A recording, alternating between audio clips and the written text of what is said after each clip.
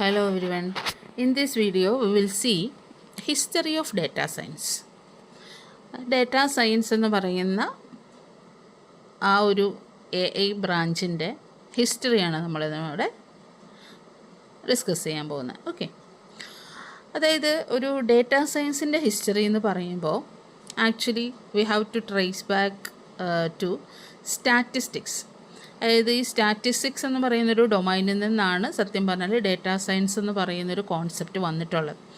Okay, അപ്പോൾ നിങ്ങൾ ഈ ഡയഗ്രത്തിൽ കാണുന്നത് പോലെ തന്നെ ഒരു 1960s, അതായത് 19th സെഞ്ച്വറി കാലഘട്ടത്തിലാണ് ഈ സ്റ്റാറ്റിസ്റ്റിക്സ് എന്ന് പറയുന്നൊരു ബ്രാഞ്ചിൻ്റെ ഉദയം.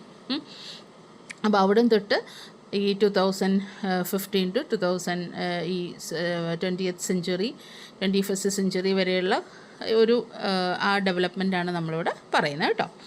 അപ്പോൾ ഇവിടെ നമുക്ക് ആദ്യം നോക്കിയാൽ ഇവിടെ 1962 ആണ് സ്റ്റാറ്റിസ്റ്റിക്സ് എന്ന് പറയുന്ന ഒരു branch. Actually the scientist John wider എന്ന് പറഞ്ഞിട്ടൊരു സയൻറ്റിസ്റ്റാണ് ആക്ച്വലി ഈ സ്റ്റാറ്റിസ്റ്റിക്സ് എന്ന് പറയുന്നൊരു കോൺസെപ്റ്റ് 1962 കൊണ്ടുവന്നിട്ടുള്ളത്. ആക്ച്വലി സ്റ്റാറ്റിസ്റ്റിക്സ് എന്ന് പറയുന്നത് എന്തിനു വേണ്ടിയിട്ടായിരുന്നു വെച്ചിട്ടുണ്ടെങ്കിൽ ഈ ന്യൂമറിക് ഡേറ്റയുടെ കളക്ഷൻ, അതിൻ്റെ അനാലിസിസ്, അങ്ങനെ ആ ഡേറ്റ വെച്ചിട്ടുള്ള ഒരു ഇൻ്റർപ്രട്ടേഷൻ, ആ രീതിയിലാണ് സ്റ്റാറ്റിസ്റ്റിക്സിൻ്റെ കോൺസെപ്റ്റ്സ് വന്നത്. ന്യൂമറിക്കൽ ഡേറ്റയുടെ അനാലിസിസിന് വേണ്ടിയിട്ടായിരുന്നു. ദെൻ ആഫ്റ്റർ ഇൻ 1974 അതായത് ഈ computers with the rise of computers in the mid 20th century, especially after 1960s, അതായത് എക്സാക്ട്ലി നമുക്ക് പറഞ്ഞാൽ 1974 പീറ്റർ നോർ എന്ന് പറയുന്ന ഒരു സയൻറ്റിസ്റ്റ് അദ്ദേഹത്തിൻ്റെ ഒരു book concise survey of computer methods utilising the expression data science. അപ്പോൾ ആ ബുക്കിലാണ് ഡേറ്റ സയൻസ് എന്ന് പറയുന്ന ഒരു കോൺസെപ്റ്റ് കൊണ്ടുവന്നത് 1974. ഓക്കെ, അതായത് കമ്പ്യൂട്ടർ എങ്ങനെ ഈ സ്റ്റാറ്റിസ്റ്റിക്സിലേക്ക് ഉപയോഗിക്കാമെന്നുള്ളൊരു തോട്ടാണ് ആക്ച്വലി ഈ ഡേറ്റ സയൻസ് എന്ന് പറയുന്നൊരു കോൺസെപ്റ്റിലേക്ക് അദ്ദേഹത്തെ കൊണ്ടുവന്നത്. അതിനുശേഷം വീണ്ടും നമ്മുടെ സ്റ്റാറ്റിസ്റ്റിക്സിൻ്റെ ഉപജ്ഞാതാവായിട്ടുള്ള ഈ സ്റ്റാറ്റിസ്റ്റിക്സ് എന്ന് പറയുന്ന ടേം ഇൻട്രൊഡ്യൂസ് ചെയ്ത സയൻറ്റിസ്റ്റ് തന്നെ again he composed A second paper titled exploratory data analysis. അത് 1977. അപ്പോൾ പീറ്റർ നോർ ഇങ്ങനെ ഒരു കോൺസെപ്റ്റ് കൊണ്ടുവന്ന് കഴിഞ്ഞപ്പോൾ സ്റ്റാറ്റിസ്റ്റിക്സ് എന്ന് പറഞ്ഞൊരു കോൺസെപ്റ്റ് ഡേറ്റ സയൻസിലേക്ക് ഇൻ്റഗ്രേറ്റ് ചെയ്ത് എക്സ്പ്ലോറേറ്ററി ഡേറ്റ അനാലിസിസ് എന്ന് പറയുന്നൊരു പേപ്പർ 1977 വന്നു. ദെൻ ആഫ്റ്റർ ദാറ്റ് ഗ്രിഗറി എന്ന് പറയുന്ന scientist 1989 actually he arrange A knowledge discovery in database workshop. അതായത് ഒരു വർക്ക്ഷോപ്പ് ഓർഗനൈസ് ചെയ്തു, നോളജ് ഡിസ്കവറി ഇൻ ഡേറ്റാബേസസ് എന്ന് പറഞ്ഞിട്ട്.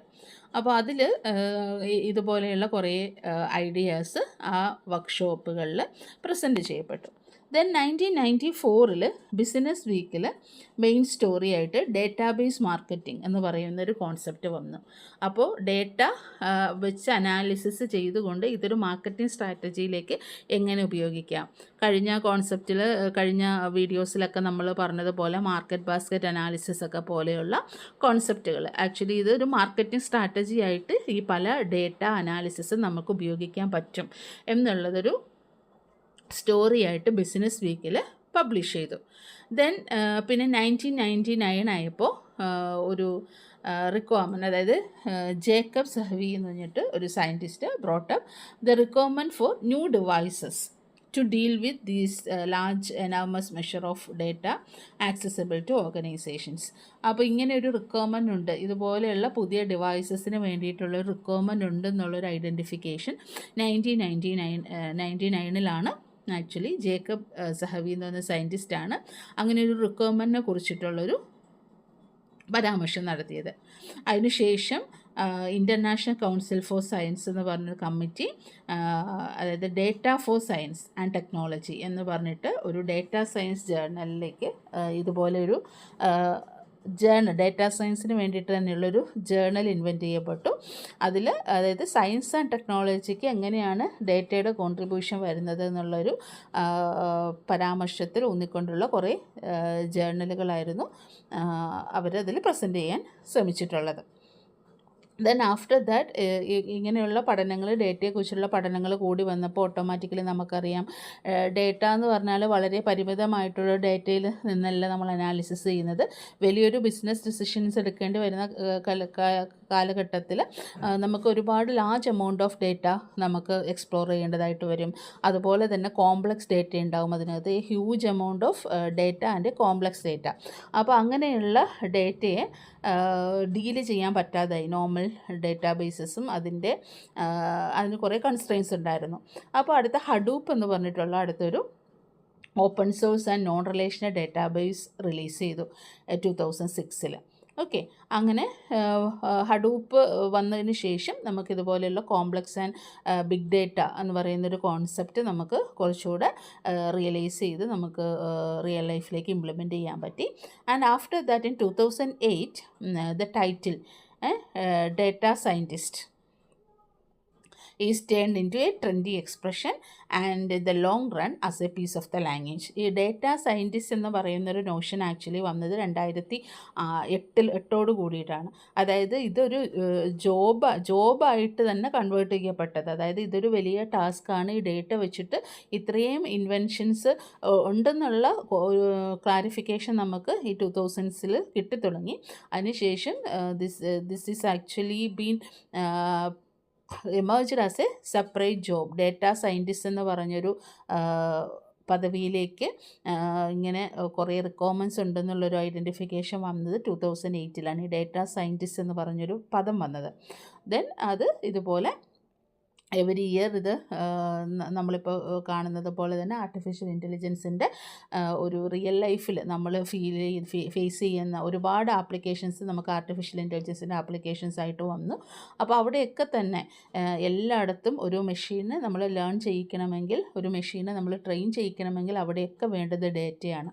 അപ്പോൾ ഈ ഡേറ്റയെക്കുറിച്ചിട്ടുള്ള ഒരു അനാലിസിസ് ഇല്ലാതെ ഒരു ഡിസിഷൻ മേക്കിങ്ങിലേക്ക് ആ മെഷീനെ കൊണ്ടുവരാൻ പറ്റില്ല. അപ്പോൾ ഇയർ ബൈ ഇയർ ഇതിൻ്റെ ഒരു പ്രസക്തി, ഡേറ്റ സയൻസ് എന്ന് പറയുന്ന ഒരു കോൺസെപ്റ്റിൻ്റെ പ്രസക്തി വീണ്ടും വീണ്ടും കൂടിക്കൊണ്ടിരിക്കുകയാണ്. അപ്പോൾ ആക്ച്വലി അത് ഇന്നത്തെ രീതിയിലേക്ക് ആയതിൻ്റെ പുറകിലുള്ളൊരു ഹിസ്റ്ററിയാണ് നമ്മൾ ഇത്രയും നേരം നോക്കിക്കണ്ടത്. അതായത് 1962 സ്റ്റാറ്റിസ്റ്റിക്സിൽ നിന്ന് തുടങ്ങി ഡേറ്റ സയൻറ്റിസ്റ്റ് എന്ന് പറയുന്ന ഒരു ജോബ് റോൾ ട്രാൻസിഷനിലേക്ക് എത്താൻ വേണ്ടിയിട്ട് വന്നിട്ടുള്ള ഒരു ജേർണി ആണ് ആക്ച്വലി ഈ ഒരു ഗ്രാഫിൽ കാണിച്ചിട്ടുള്ളത് കേട്ടോ. Actually this is the history of data science. അപ്പോൾ സ്റ്റാറ്റിസ്റ്റിക്സിൽ നിന്ന് പതുക്കെ കൺവേർട്ട് ചെയ്ത് ഈ ന്യൂമറിക്കൽ ഡേറ്റ അനാലിസിസിന് ഉപയോഗിക്കാമെന്ന് കണ്ടുപിടിക്കുകയും അത് കമ്പ്യൂട്ടറുകളുടെ സഹായത്തോടു കൂടി കുറച്ചുകൂടെ എക്സ്പ്ലോറേറ്ററി ആയിട്ട് അനാലിസിസ് ചെയ്യാമെന്ന് കണ്ടെത്തുകയും അത് ഗ്രാജ്വലി ഡേറ്റ സയൻസ് എന്ന് പറയുന്ന ഒരു മേഖലയിലേക്ക് കൺവേർട്ട് ചെയ്യപ്പെടുകയുമാണ് ചെയ്തത്. Okay, see you in next video. Thank you so much.